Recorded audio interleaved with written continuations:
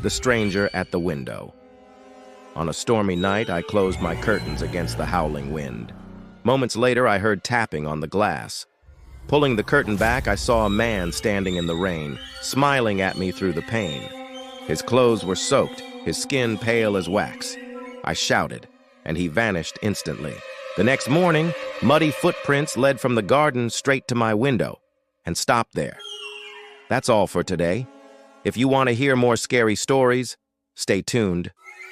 Now, this happened a long time ago.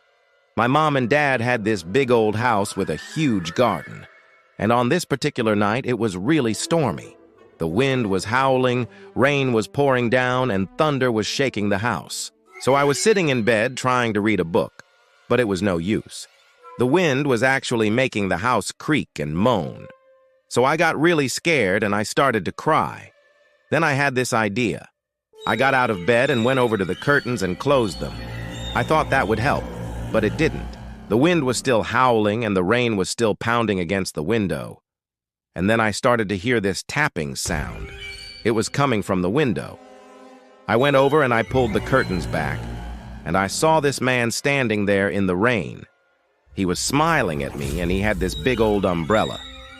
But it wasn't just any umbrella. It was one of those old-fashioned ones with the pointy top. And the way the light hit the pointy top, it looked like a witch's hat. I started to scream and the man just smiled and waved. Then, in an instant, he was gone. I closed the curtains and I peeked out the window to see if he was still there, but I couldn't see him anywhere. Then I noticed something strange.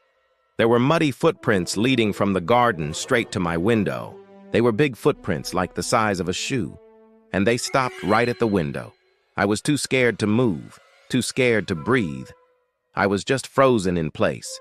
Then slowly, ever so slowly, the footprints started to fade away.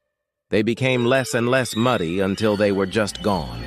In the morning, the footprints were still there, but by noon, they had completely disappeared. No one has ever seen the man again, but sometimes when it rains, I still hear the tapping on the window.